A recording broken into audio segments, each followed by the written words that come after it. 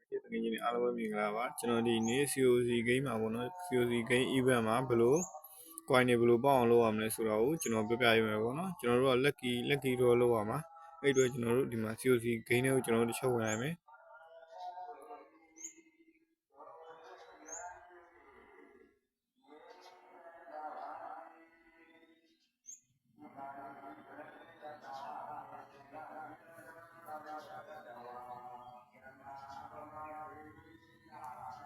โอเคခဏဆောက်ပြီပေါ့နော်သူဝင်နေတယ်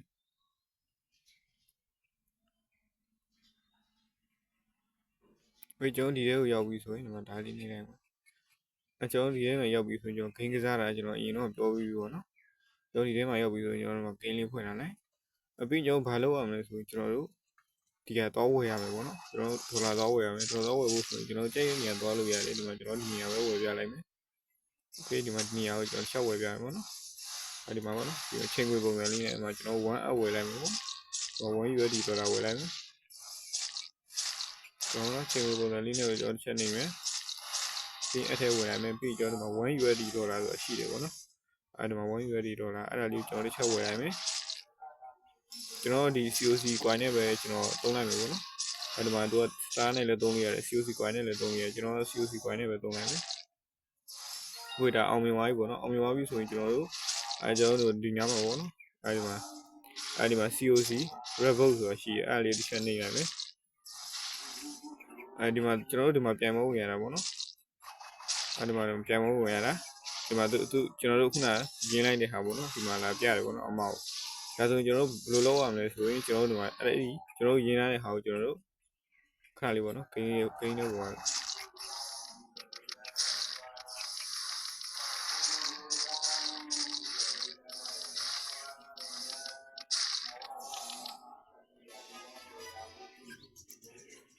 ဟုတ်ကဲ့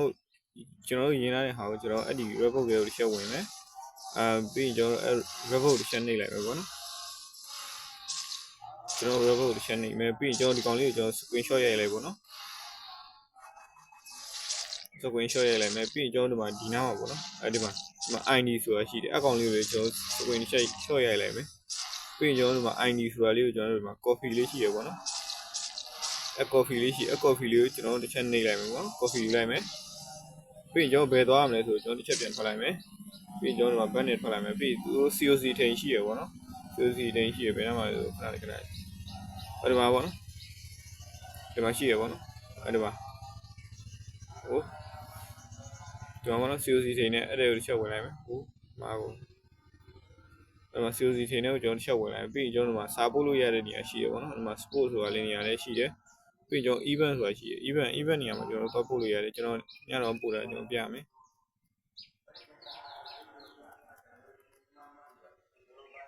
ပြီးကျွန်တော်အသစ်ပို့ပြလိုက်တော့မယ်နော်ဒီမှာတစ်ခါလေးအသစ်ပို့ပြလိုက်မယ်ကျွန်တော်ဒီမှာသူများတွေပို့တာတော့ဒီမှာသူများတွေပို့တာကျွန်တော်တို့လည်းအသစ်ပို့လိုက်မယ်ပေါ့နော်ကျွန်တော်အသစ်ပို့ဆိုကျွန်တော်ကတော့နှစ်ခုပို့မယ်ပေါ့နော်ကျွန်တော်နှစ်ခုပို့မယ်ပြီးကျွန်တော်ကူလာနဲ့ ID ကိုပို့လိုက်မယ်ပေါ့နော်ကျွန်တော်ကူလာနဲ့ ID ကိုပို့မယ်ပြီးကျွန်တော်ဆက်ပို့လိုက်မယ်ပြီးကျွန်တော်နောက်တစ်ခုတော့ပို့မယ်ပေါ့နော်ကြိုက်တဲ့နေရာအကုန်လိုက်ပို့ပေါ့နော်ကျွန်တော်တို့အကုန်လိုက်ပို့လိုက်တယ်ခဏဆောက်ပေါ့နော်ဒီကောင်ဆောက်ပါမယ်ဒီအပေါ်ကဟာဒီကောင်လည်းဆောက်အောင်ပဲပေါ့နော်ဒါကိုဝိုက်ကိုစိတ်ကြိုက်လိုက်ပို့လိုက်ပေါ့နော်ဗီဒီယိုလေးကဒီလောက်ပါပဲအားလုံးကိုကျေးဇူးတင်ပါတယ်ကျွန်တော်ဗီဒီယိုလေးကိုကြိုက်တယ်ဆိုရင် like subscribe နဲ့ဘေးနားခေါင်းလေးကိုနှိပ်ထားပြီးပို့တောင်းဆိုချင်ပါတယ်အားလုံးကျေးဇူးတင်ပါတယ်ခင်ဗျ